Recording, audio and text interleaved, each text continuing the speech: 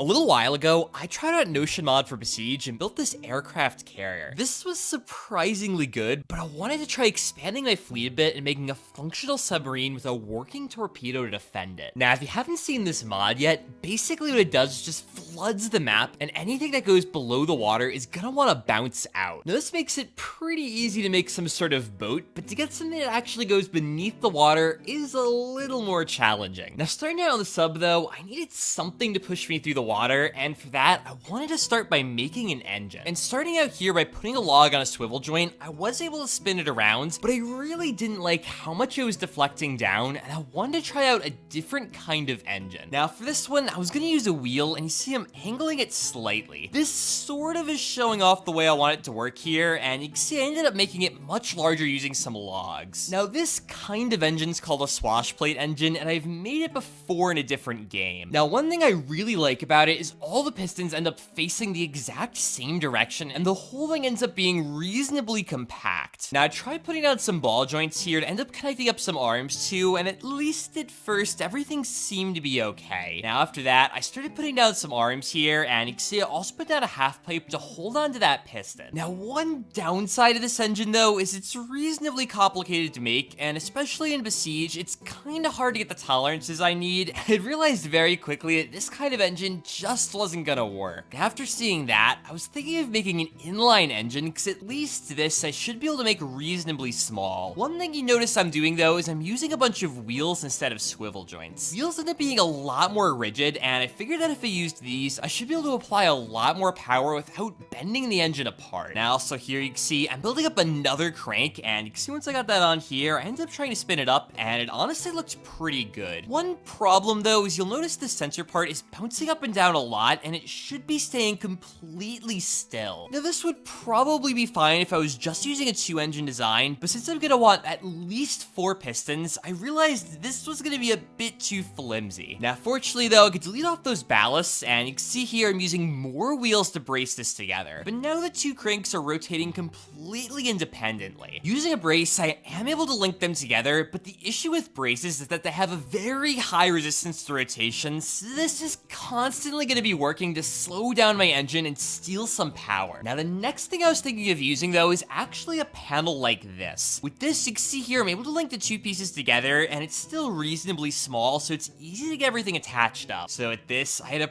pretty good 2-piston design. This is when I had realized though that these panel pieces are pretty weak and end up just breaking under a small load. Now, unfortunately, they just weren't gonna work, but I was thinking I could probably use a bar like this and connect it with 2 logs. Now, this still lets me link 2 parts of the engine together, and you can see now it ends up being a lot stronger. So now I just copy this around to all of the other cranks, and you can see here I have 3 attachment points all pretty well hooked up. So with this working, all I had left to do is add on that last crank, and you can see I'm doing that now. And once I got those connection bars in place here, you can see finally I have all of my crank pieces put together, and I'm pretty much ready to go. Now, starting out on that piston here, you can see I'm putting down a hinge on this wheel. I'm building up a few blocks and putting on another hinge on that. Now, on the top of that hinge, I put down some sliders that are freely able to move up and down. But I noticed it was bending a lot more than I was expecting, and I thought that if I deleted off some, I might be in better shape. Now, I also deleted the hinge on the wheel, and I directly attached these logs to that wheel. With this, I actually had something that was pretty good here, and you can see now, as I rotate around the crankshaft, the piston moves up and down. Now, this was good, but it was very large, and I really wanted to shrink it down before I tried fitting it in a small submarine. Now, I was able to move this hinge down a lot, and while the wheel was rotating back and forth a lot more, it still seemed to be working pretty well, and you can see here, my piston ends up being super compact. Now, this was pretty much exactly what I wanted to go for, but I did have a small problem. The thing is, I'm using sliders right now to keep my piston straight up and down, but before the Besiege update that came out like 2 days ago, you weren't able to extend sliders. Now, this just meant that if I wanted the slider to start out extended, there was really nothing I could do, and instead here, I had to use suspension set to 0% strength. Now, with this, it ended up having the same exact effect, although it does look a little funny. At the very least, though, with that working, I also wanted to add on the piston for the 2 other cranks. Now, this was good, but I do still need something to actually drive these pistons around. Now, I was thinking what I wanted to use for that, and I realized here flying blocks might not be a bad way to to go. Now, I just tried shrinking this down a lot more here, and you can see with this, I'm able to mostly get this to spin around. It's not super powerful at the moment, but I figured once I added in all of the other flying blocks, I should be in better shape. Now, for good measure, I also increased its speed to 8 times, and with this, with just a single piston, I was able to move the crankshaft around really well. So I copied this over to all of the other cranks, and you can see now, by carefully hitting the right keys, I'm able to get this thing up to a pretty good speed. Now, I am gonna need a propeller to move myself around in the water, and I make that, you can see, I added in another wheel, and I used some more logs to link that up here. Now with this gives me another attachment point, and on that, I put down a log, put down a couple of bars, and I finally put down the propeller pieces. Now, this was actually getting up to a pretty good speed here, and my engine did seem to have a good amount of power. Next, though, what I wanted to try doing was automating my engine so I don't manually have to move all of those flying blocks. Now for this, you can see now I'm rotating this wheel slightly to the side. Now in this configuration, the sensors will be able to see when the wheel is popped out in front of them, and when they see that, they're gonna turn on the right flying block to keep the engine spinning. Now it took some time though to improve the timings, and I also doubled the power of all of the flying blocks. Now of course though, unpinning this, there are some problems. One thing is that nothing is braced together at all, so it kind of all just falls apart. Now I tried fixing that here, some extra bracing pieces, and you can see now releasing it again, I have a new problem. The flying blocks that I added are actually pulling me up into the air, and I didn't really want that to happen. Now I was thinking of ways I can combat this, but the easiest thing I could think of here was to add on another wheel to all of my cranks and basically add more pistons on the bottom. Now of course, this is gonna double my power output, but also importantly, it means that there's always gonna be a flying block pulling up and also pulling down. This is gonna cancel out the force in the crankshaft, and overall, I should just rotate it. Now you can see unpinning it now, I pretty much just fall straight down and also go forward a little bit, and that was a much better sign. Now of course, for a full test though, I wanted to try bracing the entire engine together and seeing what would happen when I release it. This went about as well as expected, but I could see here it was still rotating it up in the water, and overall, things were looking pretty good. Now to get it to stop rotating in the water though, what I wanted to try doing was adding on some extra logs to the outside here, and also try adding on some panels. Now with these, they're basically gonna act like massive paddles to keep myself from rotating. Now for whatever reason though, trying this out, they seem to just instantly explode on me, and in the slow-mo here, I really just don't understand what happens. Moving around a couple of braces though, at the very least, I was able to start moving forwards here, and it seemed like my engine did have enough power to keep myself going around. Now I tried replacing all those paddles with a bunch of logs here, and these should be a lot more buoyant. This wasn't exactly what I wanted, but just for a quick test here, I wanted to see how it would do on the surface of the water. Now my speed seemed to be somewhere around 7 miles an hour, and while that wasn't the fastest, I figured that I wasn't going to be adding on too much more weight, so that shouldn't decrease in speed that much. Now since I know this engine naturally wants to sink, I wanted to find a way to be able to adjust the height in the water. For this, I deleted off all those logs, and you can see now I'm using some balloons. Trying this out at first, it wasn't too bad, and they did seem to be doing a pretty good job of keeping me up. Now in fact here, they're actually doing a little bit too good of a job, and I was staying way above the water. To fix that, I tried increasing the weight of a bunch of the ballast on here, and you can see now I'm starting to sink in a little bit more. Now of course with this, I actually had some pretty good tuning going on now, and I wanted to try turning this on in the water. Surprisingly here, the balloons seem to be doing a pretty good job of keeping me going straight, but I noticed they were causing a lot of drag, and I wanted to try increasing the power of the engine. Now I tried going from 16 to 64 times power, but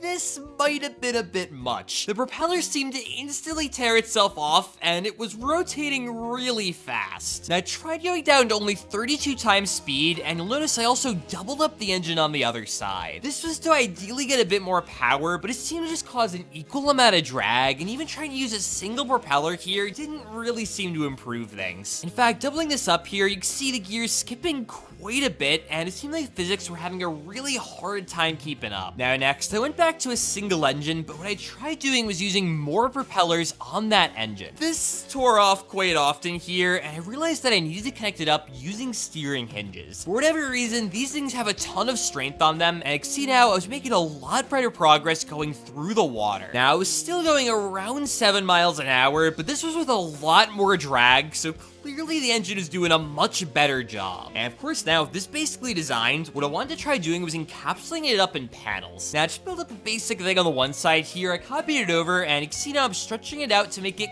kind of circular. Now, this actually wasn't too bad, but I noticed that in the water, it was adding quite a bit of extra weight on, and it seemed to throw off my weight distribution a lot. Now, also, trying to spin this up, it seemed to always immediately break on me, and I couldn't really figure out what was going on with that. I figured maybe if I had it on a bottom section, it might make it more rigid, but this still seemed to have the same problem, and it seemed like every single panel was just falling apart. Now next, I tried using smaller sections of panels, thinking maybe that was gonna make things a bit better. Now you can see me copying it over to the front here, and with this, I was able to fall in the water, and it actually was able to run for a bit. This was a good sign, and I figured it probably was just using a large panel that was causing them to break. So of course now, copy this over, and you can see now I put it on the top as well. Now with all that, I also extended this out further forward, and this is to make a little bit more room for the torpedo. And finishing this up now by adding in the spine, you can see next I'm starting to work on the front. Now I tried to make a pretty basic sphere-like thing on the front here, and after that I also started working on some fins. Now these were mostly for aesthetics, but I did leave aerodynamics on for them just to see if it would give me any extra stability in the water. Now I also added on a cover to the back here, and it ends up concealing most of the engine components. And finally, with all of that, I wanted to add on the one lookout tower on this to try to finish off the look. Now to get this connected up here, you can see I'm mostly using panel pieces, and after that I ended up pulling it around to try to get the dimensions right, and I also tried using some wood poles here to sort of look like antennas. And what I wanted to try doing next is working on the torpedo. Now I moved over a log here, and you can see I'm using a couple of wheels on the back. Now these are going to be my main power source, and after adding on some propellers here, I can see I'm able to move myself through the water pretty effectively. Now these were working pretty well, so I added on some fins here for some extra stability, and you can see on the front I tried adding on a bomb. Now, this was pretty good, but I did have no way of controlling it, and to fix that, I used 4 steering hinges here, and you can see now I'm able to go anywhere I want in the water. This bomb, though, I really wasn't all that pleased with, and I wanted to have a lot more damage, so to do that, you can see now I'm adding in a grabber, and I'm putting down some grenades. One interesting thing about grenades is while they do explode when a bomb explodes near them, it takes a little bit of time, so you can see here I'm able to spread them out and make this sort of cluster bomb-like effect. And of course, once I saw that, what I wanted to do was add on 3 more bombs here, and now the damage I was going to be able to impart was going to be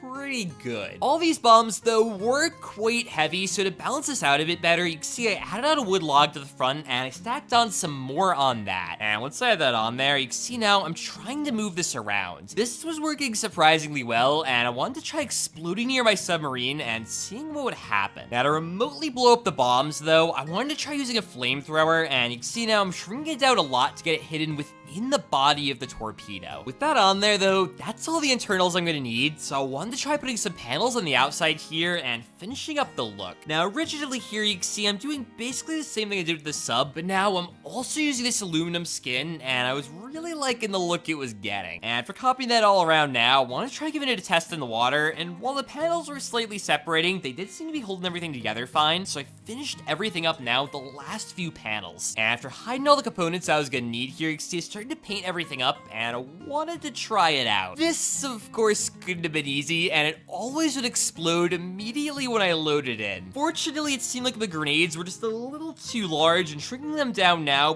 pretty effectively solved that problem. But with all that built now, you can see I'm able to steer this around in the water, and I wanted to try blowing up my sub. Now, this torpedo isn't super fast, but I've realized with this water mod, if you try to go too fast in the water, you kind of just end up disintegrating. This, though, seemed to be plenty fast to get to any target I want, and you can see now the damage I'm able to impart is pretty solid. Now, finally, though, I am gonna need a way to be able to launch this from the sub, so to do that, I created a hole in the front here, and you can see now I'm creating a circular hole to launch it through. Now, I tried loading this in from the front here, and after that, you can see I'm using a couple of decouplers to attach this up to the sub. Now, once I got those on there here, it actually was able to go through this hole pretty easily, and with this, at least functionally, it seemed to be working out well. Now, of course, I put the last few panels in the sub that I was gonna need, and I made sure to make them all aluminum. This was looking a lot better, and once I finished that up, I also made sure to paint up the propeller to get it to be a little bit nicer. I also realized I kind of forgot about steering the sub around, so to do that, I added in a couple of flying blocks to the front here, and with this, I'm able to pivot back back and forth. And testing this out in the water here, I was able to move around pretty effectively. The maximum height of the water in this mod is actually pretty shallow, but I still am able to go around here, and it seems I traversed a little bit and made a turn. I launched off my torpedo, and I was trying to hit my sub. Now, it seemed like I got a lucky shot here, and I managed to sever the front off of this, and the damage this torpedo can do is